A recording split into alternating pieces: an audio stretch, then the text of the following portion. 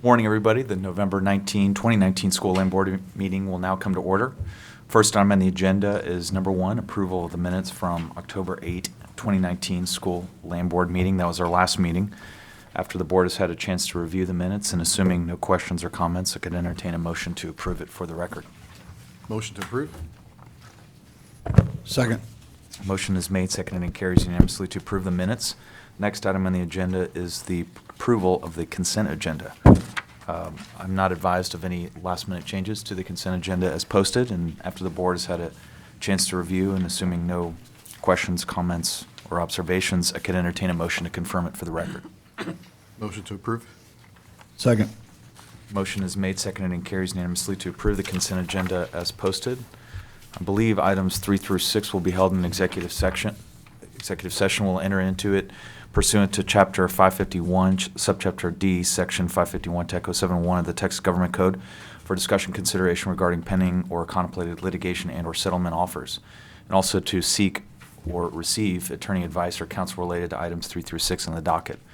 We'll also enter into executive session under subsection 551 Teco 72 for discussion consideration concerning purchase, sale, exchange, lease, or value of real property related to items 3 through 6 on the docket. Following executive session, we will reconvene in open session to complete. The open session of the November 2019 School Land Board meeting will now resume with item number 3.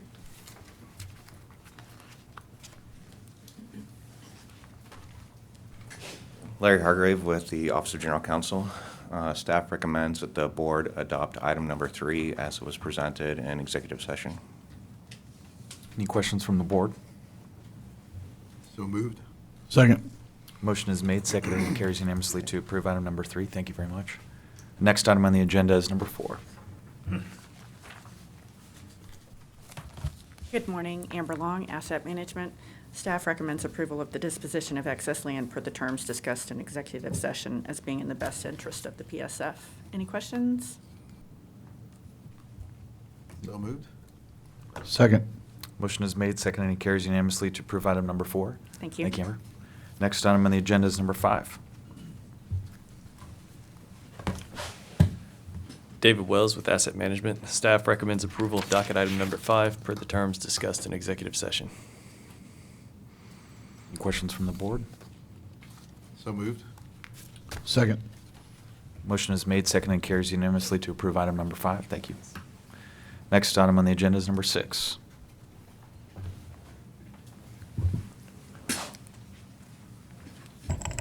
Thank you, Mr. Chairman. Members, for the record, Rusty Martin, Chief Investment Officer. Approval of this agenda item would constitute your approval of an investment by Texas General Land Office on behalf of the Permanent School Fund in NCAP Energy Transition Fund 1 LP.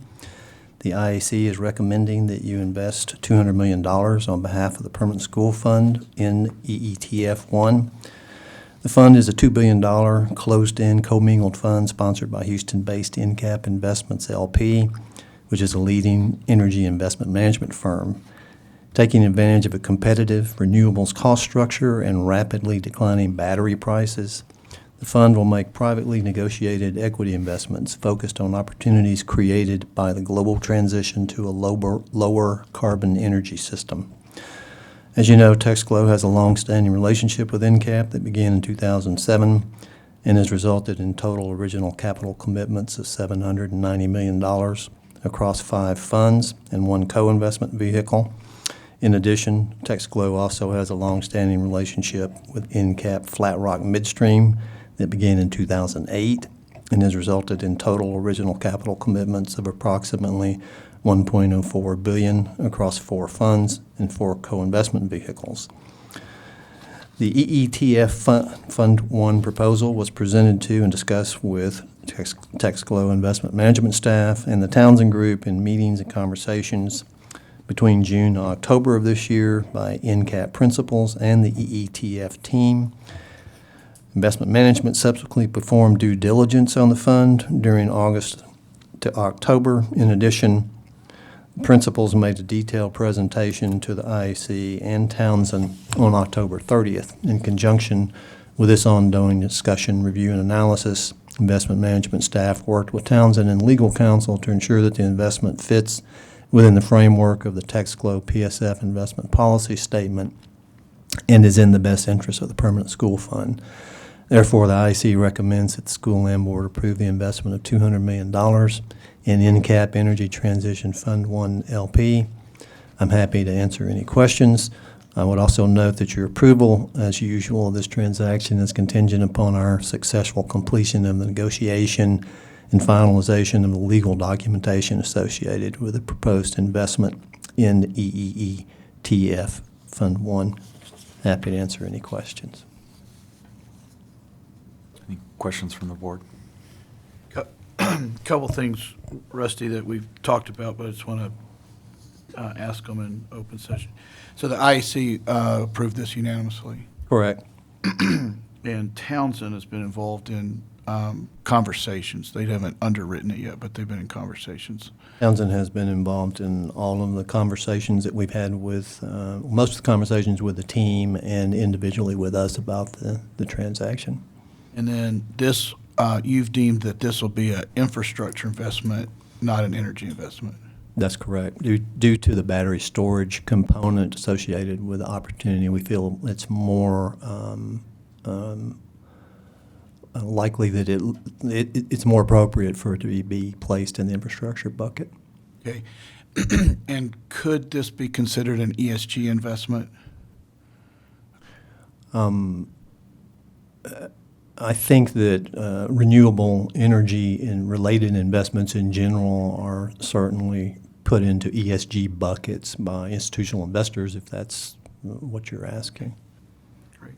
Thank you. Yes. So moved. To approve? Second.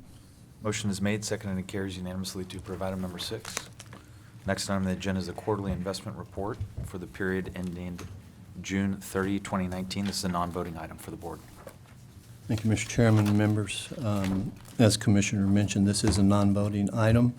I'm pleased to present you with the quarterly investment report of the Texaclo Permanent School Fund investment portfolio for the period April 1st through June 30th, 2019. As usual, performance calculations, measurement calculations, and any statistical data presented in the report were prepared by State Street Bank and its Private Edge Group, which are the custodial accounting and performance measurement agents for the portfolio. Just a brief summary of economic conditions. The second quarter U.S. GDP increased at an annual rate of 2% after increasing 3.1% in the first quarter. The U.S. unemployment rate ended the quarter at 3.7%, down from 3.8% at the end of the first quarter. The Fed during the quarter left its target Fed funds rate unchanged at 2.25 to 2.5. That was at its June 2019 meeting. They also reaffirmed the continuation of the balance sheet normalization program that they launched in October 2017.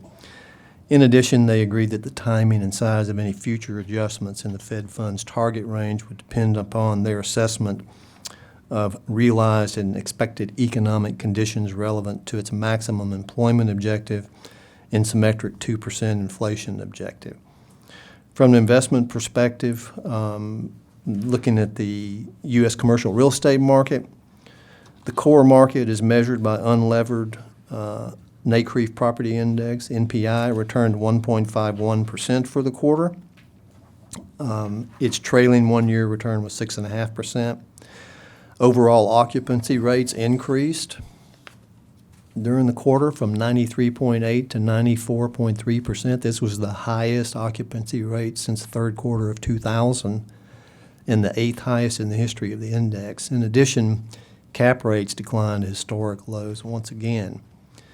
The gross total returns for each sector of the individual of the NPI were hotel up 1.09%, retail down slightly at minus 11 basis points or 0.11%. Apartments were up 1.42%, office was up 1.66%, and industrial continues to be on its torrid pace. It was up 3.42% for the sector. Once again, far outperforming the other components during that period. That's, of course, due to continued strong performance of industrial warehouse space. The future course of those returns is going to depend on whether retail returns continue to be negative. With cap rates at historic lows and occupancy rates at historic highs, it's going to be necessary for rental growth to continue if NPI returns are going to continue to be higher than they are now. In the energy markets, WTI averaged about $59.89 a barrel during the quarter, and it ended the quarter at $58.38, which was a 2% decrease from the first quarter ending price. That decrease was primarily caused by demand uncertainty and rapidly building U.S. oil inventory levels, although WTI prices stabilized over the last few weeks of the quarter due to the extension of the OPEC Plus deal. The market still retained a high degree of volatility related to bullish supply-side risk caused by geopolitical tension in the Middle East, offset slightly by concerns on the demand side caused by continuing slowdown in global growth. Further disruption is being caused by continued U.S. oil supply growth and uncertainty surrounding U.S. export capacity. Natural gas spot prices averaged $2.57 a million BTUs during the quarter, ending the period at $2.34 per million BTU, and that was about 13% below the first quarter ending price of $2.71. The decrease during the period was primarily caused by several larger than expected inventory builds, which has caused storage to move into above average levels heading into the winter season. The supply problem has been compounded by unrelenting growth in U.S. associated gas production. The relative price strength of oil versus natural gas in the period about 25 to 1 compared to an actual heating value ratio of 6 to 1. Turning to the performance numbers, if you'll look at page 2 under the performance tab. So the total net asset value was $8.14 billion, and it's broken down roughly 50% in investments and 50% in cash equivalents awaiting investment. Looking at the individual returns, starting with the current quarter column, return on the portfolio, I'm talking about gross returns without cash. We're at 1.32% for the quarter, slightly below the benchmark, about 11 basis points. The infrastructure sector and the real estate sectors were both up over 2%. Infrastructure was up 2.27% for the quarter. Real estate was up 2.23%. But energy was down 9 basis points during the quarter, so that's what pulled us below the benchmark. And that will probably continue. There's a lot of volatility in the energy markets. I don't see anything that's going to change that anytime soon, so we're probably going to have some up quarters and some down quarters in energy for a while. Looking at the one-year returns, we were at 12.05% for a 1 year versus 5.55 on the benchmark. It's an outperformance of 650 basis points or 2.17x. The 1 year sector returns, energy was up 7.96%, infrastructure was up 16.9%, and real estate was up 11.77%. Those are the individual 1 year sector returns underlying our 12.05% return.